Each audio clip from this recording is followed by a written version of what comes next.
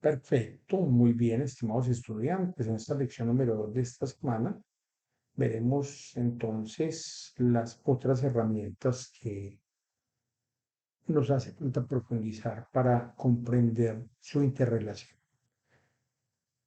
En ese análisis del entorno tenemos el diamante competitivo o el diamante deporte. La idea de esta herramienta es comprender ya no un entorno tan general como el entorno del análisis PEST, sino un entorno mucho más cerrado, digámoslo así, mucho más cercano a la región geográfica en la que mi organización, proyecto o empresa se va a desenvolver, sin entrar en lo muy cercano, sino en una especie de intermedio. Y allí, en ese intermedio, lo que vamos a mirar son las condiciones básicas de la demanda, por ejemplo, las condiciones de la demanda, cómo se comportan los públicos de ese producto o servicio que yo voy a ofrecer. Allí hay un factor muy importante y es los grupos de poder, la capacidad de dominio, la capacidad de presión que puedan tener los grupos de consumidores de mis productos o servicios. Puede ser que yo sea simplemente un eslabón intermedio en una cadena y que mi cliente sea uno o dos empresas que consumen mis productos intermedios, que son una materia prima para ellos. Yo consumo otras materias primas, transformo productos y ofrezco esos productos. O puede ser que sean servicios de intermediación, servicios médicos, servicios odontológicos, servicios tecnológicos, y yo sea un eslabón intermedio y mis clientes tienen mucho poder porque yo tengo pocos clientes. Otra cosa es si yo soy un mayorista y tengo muchos clientes, no soy del sector comercio, pero tengo un tamaño significativo y tengo variedad de clientes. Y mis clientes no se agrupan entre ellos, o si mis clientes se agrupan a través de agremiación. Entonces, hay diferentes características de las condiciones de la demanda que hacen que sean más poderosos y tengan más dominio en mi diamante competitivo o más dominio conmigo y con otros competidores míos para elegirlos entre nosotros o tengan menos dominio y nosotros podamos ser más versátiles frente a la forma como ofrecemos nuestro producto o servicio. La condición de los factores es algo muy importante, tiene que ver con lo económico, tiene que ver con, por ejemplo, la calidad de la mano de obra que hay en el sector. Miren que aquí es Hewlett Packard, allá en ese edificio que se llama Ruta N, en la avenida del Ferrocarril con la avenida Barranquilla. Ahí estaba el logo, duró 7 años aproximadamente, pero la calidad de talento humano que había en Colombia, aunque era muy bueno en programación, no tenía una característica bilingüe. Y Julia Packard no aguantó más acá y se fue parte para Panamá y parte para Chile y parte para Argentina, porque no tenía cómo dialogar con esos técnicos, tecnólogos e ingenieros que esperaba que fuesen más y esperaba que fuesen bilingües. Y no había tanta gente en ingeniería de sistema, de programación electrónica, como para que generaran un, un lleno de la demanda que ellos esperaban y bilingües, que era lo que necesitaban. La condición de los factores es muy importante porque no solamente se reduce a la, al talento humano, a lo que se denomina mano de obra, cualificación de los seres humanos, sino también se refiere a las condiciones específicas de infraestructura, a las condiciones tecnológicas, a las condiciones de salida de un producto o servicio. Entonces, esas condiciones de infraestructura, la cercanía a una zona franca, la capacidad del país para intercomunicarse por vía terrestre, aérea o marítima con otros países, son condiciones que definen la infraestructura, los factores con los que yo voy a producir, ¿cierto? La cercanía para traer mi materia prima, la capacidad para poder transportar el producto terminado, para llevar el servicio a otros lugares, definen los factores de producción. El capital, a veces el capital es parte de la empresa que viene y se instala, pero en ocasiones necesita más capital para poder producir y en esa medida necesita que haya disposición de inversionistas dentro de la región hacia arriba. Los sectores conexos o externos. Aquí, por ejemplo, en Medellín vamos a empezar a hablar del asunto relacionado con los clústeres. Y decimos, bueno, si queremos un sector fuerte de salud, ¿cuántos sectores conexos necesitamos para que el sector salud realmente sea fuerte? Entonces, el sector tecnológico, pero que tiene que ver, sí, tiene mucho que ver, porque yo el servicio de salud lo debo ofrecer con equipos y maquinaria importados en su gran mayoría, y cómo voy a sostener esos equipos si yo aquí no puedo hacerles mantenimiento. El problema grave.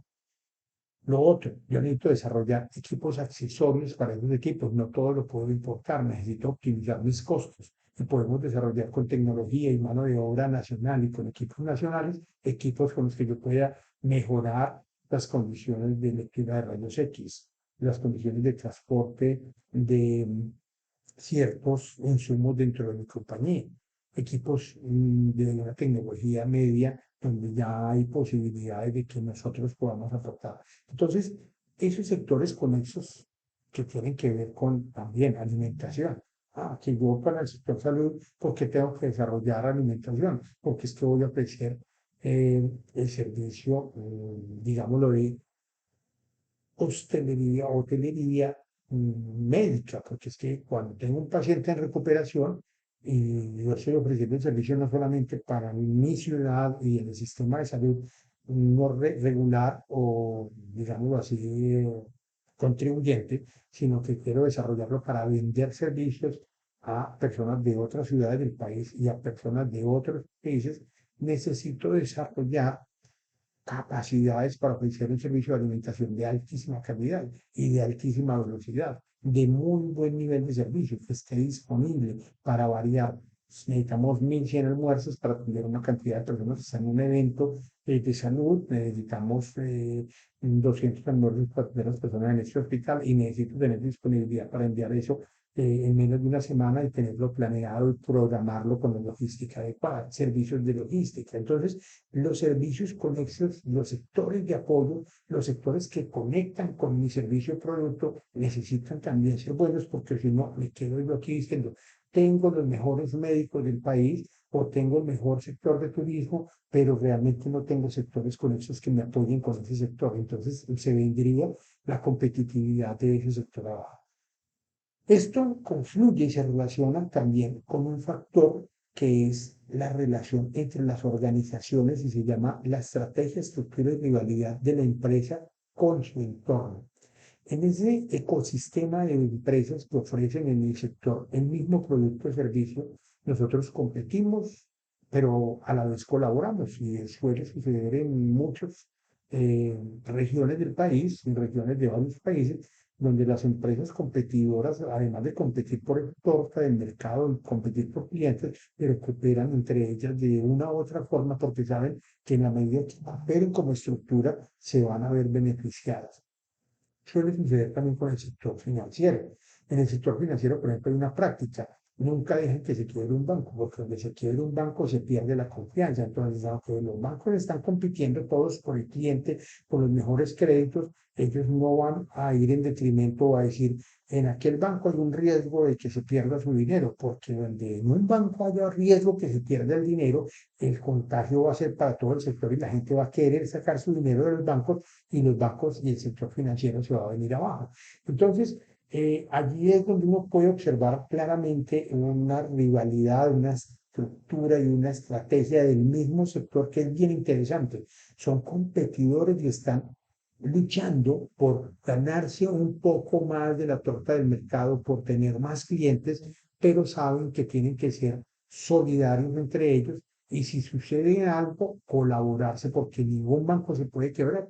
No se puede quebrar un banco porque donde se quiebre la confianza en los bancos, se viene todo el sector abajo. Argentina es uno de esos casos donde la rivalidad y donde algunos actores que venían desde otros lugares ayudaron a que eso sucediera y al quebrarse en algunos bancos el sistema financiero argentino no ha podido recuperarse del efecto contagio y de la desconfianza que existe en los bancos y en las inversiones. Eso causó una herida mortal, digámoslo así, en la economía argentina que se ha visto reiterada durante todos los gobiernos anteriores, no importa que sean de izquierda, de derecha, lo que sea, pero allá eso no funciona porque la gente le quebraron la confianza en el sector financiero porque desde fuera le hicieron una especie como de golpe de Estado, pero no golpe de Estado, golpe al sector financiero y le generaron como una especie de desconfianza y ese sector no se ha podido levantar y afecta el sector financiero protector. Eso sucede también en diferentes sectores turísticos, en los sectores de salud, etcétera, etcétera, donde la rivalidad genere, por ejemplo, mm, que en un hospital diga de otro, no, es que ya a un señor le hicieron un trasplante de médula, le pusieron un trasplante de tal cosa y le pusieron otra cosa. Sería nefasto, no solamente para ese otro, sino para todo el sector médico en alguna parte donde digan, vamos a hacer servicios médicos. No, es que señor le hicieron un trabajo, un procedimiento inadecuado, eso generaría una desconfianza general y dañaría toda la estructura del sector y sería una mala rivalidad. Entonces, aquí es donde uno entiende un poco lo importante de la competitividad de los ecosistemas empresariales y de los sectores y de los clústeres, cómo se debe dar una altura en la competencia y trabajar por tener más y mejores clientes, pero sin deteriorar a partir de esas rivalidades la imagen de uno o de otro para que el sector mantenga una estatura de confianza, una estabilidad y una dignidad que es una dignidad comercial grande y buena. Esas cuatro condiciones o aspectos que definen ese diamante, así lo diagrama Michael Porter, se ven cruzados por dos factores que son, digámoslo así, independientes y son exógenos a la estructura del diamante competitivo, que son los factores casuales o los factores que vienen por el azar, fortuitos, un terremoto, una pandemia, cosas que no podemos manejar y que van a afectar toda la forma como se relacionan esos cuatro elementos o decisiones gubernamentales que también con su política económica, con su política social, con sus decisiones presupuestales podrán afectar de una u otra forma la relación entre los cuatro elementos del diamante competitivo. Podrán afectar las condiciones de la demanda, pueden afectar los sectores conexos, pueden afectar las condiciones de los factores o pueden afectar la forma como se denomina o cómo se establece la estrategia, la estructura y la rivalidad entre esas empresas. Entonces, a esto denominamos diamante competitivo, a la relación que encontremos entre los diferentes factores y los desagregados de esos factores cercanos a la empresa o al producto que yo voy a trabajar y esas condiciones exógenas o externas que son los factores casuales o los factores derivados de los gobiernos, el cambio, la fluctuación en los enfoques del gobierno. Tenemos también allí las cinco fuerzas del mercado. Ya nos estamos acercando, ya comenzamos con el análisis PES, político, económico, social y tecnológico.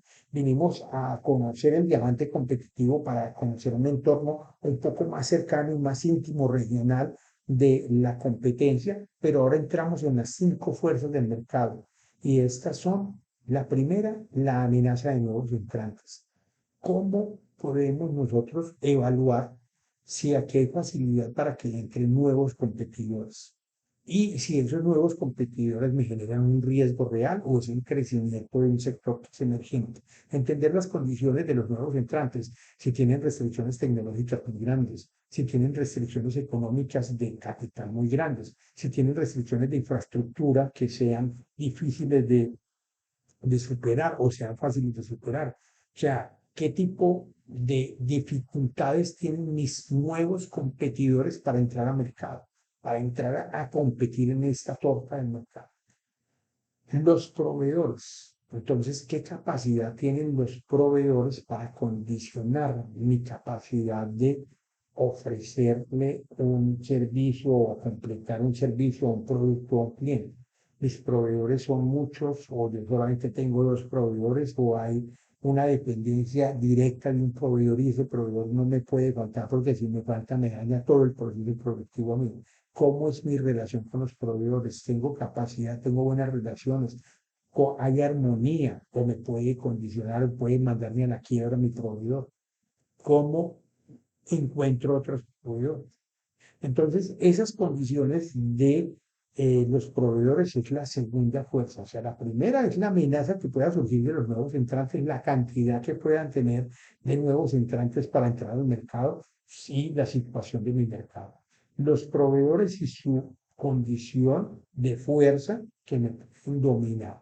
Tercero, los clientes. Hablábamos también de las condiciones de la demanda, la capacidad adquisitiva de las personas, la capacidad de asociación. También estábamos hablando de la capacidad de forzarme a tomar decisiones de un tipo o de otro, ¿cierto? Si están los clientes unidos, si están dispersos, si mi cliente es un cliente nada más o dos clientes y yo dependo de lo que facture con ese cliente, o si un cliente me maneja el 40-60% de lo que yo produzco. Entonces, dependo de ese cliente, qué dependencia hay, cómo debo cuidar mis clientes, cuál es mi condición para mantener una, digámoslo así, fidelidad con ese cliente, una fidelidad, una unión, un vínculo permanente que me dé seguridad para mantener mi empresa. Esa es la otra fuerza.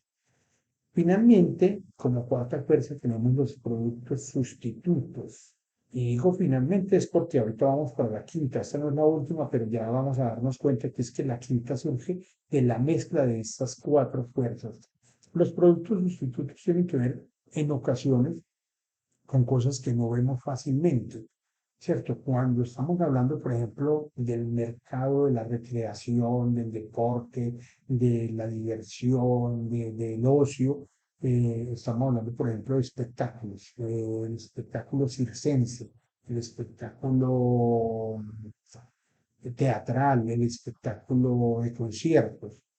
Pero si una persona se presupuesta para gastar en disfrute X dinero mensual y aparece otro espectáculo que yo ni me doy cuenta y es el espectáculo, digámoslo así, em, competitivo a este sector y es la discoteca o unos shows diferentes en los lugares de diversión de la ciudad, donde haya concursos, donde haya un tipo de rumba diferente. Entonces, ese presupuesto que la persona tenía destinado para el deporte, para ir a un partido de fútbol, para ir a un concierto, para ir a ver una estrella, se va a ver desviado por un sustituto que de pronto ni siquiera ellos logran ver. Ellos se ven entre ellos como competidores o como sustitutos, pero por allá el sector de Laureles abrió restaurantes, abrió tales cosas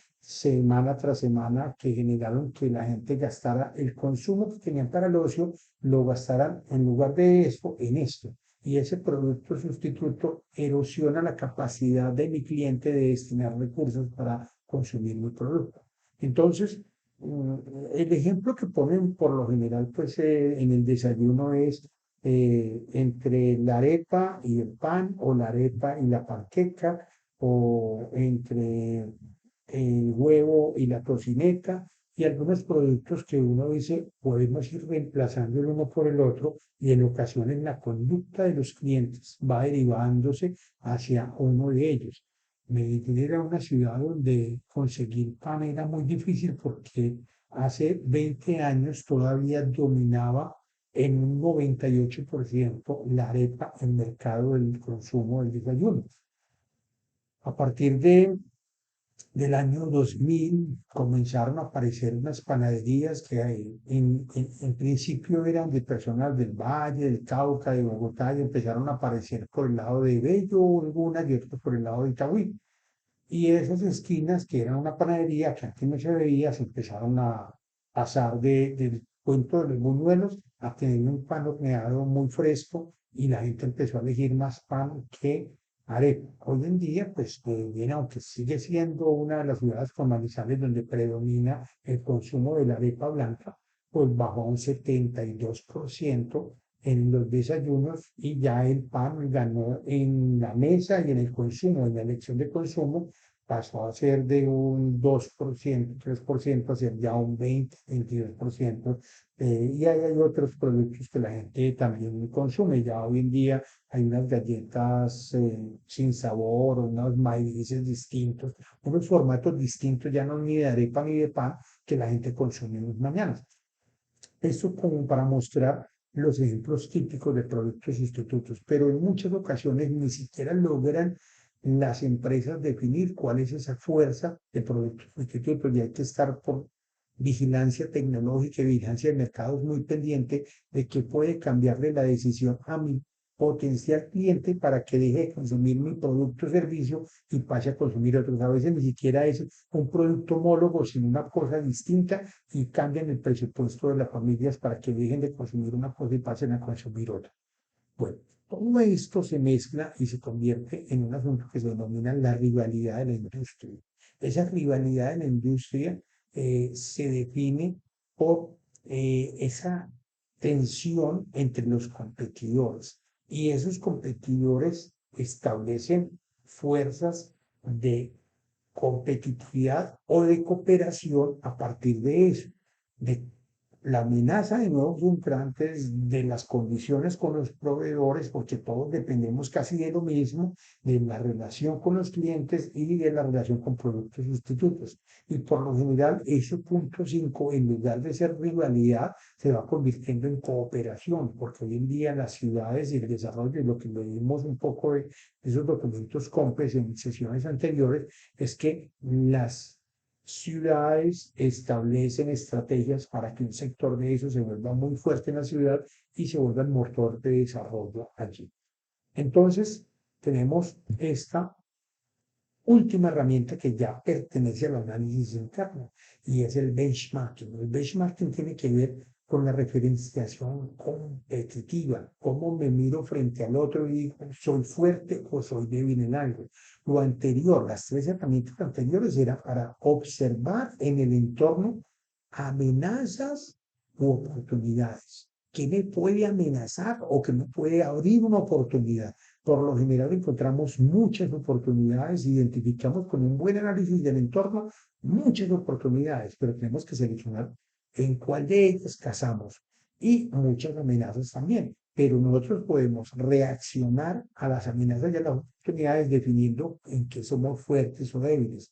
Y nuevamente, la planeación estratégica no es sentarse a decir, no, en una reunión de 2 horas, ¿en qué somos fuertes? Somos fuertes y que tenemos el mejor personal de la ciudad. Sí, porque todos son muy decentes, cuando llegan saludan, aquí la gente mantiene el orden y el aseo y tenemos el mejor personal de la ciudad. Yo no puedo partir de una percepción subjetiva para definir que soy bueno o soy fuerte en mi talento humano. Tengo que verificar frente a una empresa homóloga a la mía que sea similar o una empresa que sea de mi sector, si realmente mi personal es el más capacitado o estoy en un punto intermedio y hay otros dos, tres rivales que tienen personal mucho más calificado que el mío en estos aspectos o en otros aspectos. Es decir, yo tengo que compararme con otros. El benchmarking es una herramienta de comparación. Yo tengo que compararme siempre con el otro para saber si soy fuerte o débil. Y por lo general me tengo que comparar es con mi competidor. Tengo que verificar en mi competidor, ir a hablar con él, ir a pensar en conjunto e ir a mirar cómo crecemos los dos desarrollando benchmarking, es decir, comparación o referenciación competitiva. Comparémonos para mirar cuál de los dos es mejor y tratemos de crecer en lo que no somos tan buenos. Si usted crece en esto y yo crezco en lo otro, los dos crecemos, los tres, los cuatro, los cinco, y los sectores se van robusteciendo. Se va armando una cadena productiva bastante competitiva y cooperativa a la vez cuando hay cruce de información. Hoy en día las empresas se quitaron ese velo de que no, yo no le muestro a nadie, todo lo mío es confidencial, no, es que aquí no puede entrar nadie. Hoy en día las empresas dicen, mira, este proceso es confidencial, pero en lo otro nos podemos comparar y muchos gerentes están dispuestos a hablar con la junta directiva para entrar en comparaciones con otras empresas para decir, necesitamos mejorar en esto porque si seguimos así, vamos directo a la quiebra. Si dejamos que el personal no aprenda esta nueva tecnología, nos vamos al estanco dentro de 3 o 4 años. Si nosotros no mejoramos este proceso, no traemos esta máquina, tenemos que cerrar esta línea dentro de muy poco. Y esta línea, aunque no es la principal, hace que las otras 2 o 3 líneas funcionen. Entonces, hay varios análisis que se tienen que hacer con el benchmarking y se tiene que comparar uno siempre con el otro, en personal, en capital, en manejo financiero, en proceso productivo, en tecnología, en finanzas, en operaciones, en formas de atacar el mercado, en formas de producir. Entonces, ese análisis es importante para saber cómo voy a enfrentar las amenazas o las oportunidades que me brinda el entorno. Entendamos entonces que aquí tenemos 4 herramientas potentes durante esta semana y lo que van a encargarse ustedes de hacer es un mapa conceptual que abajo en las actividades y el reto de esta semana van a entender cómo lo van a hacer. Felicidades, éxitos y que les vaya muy bien.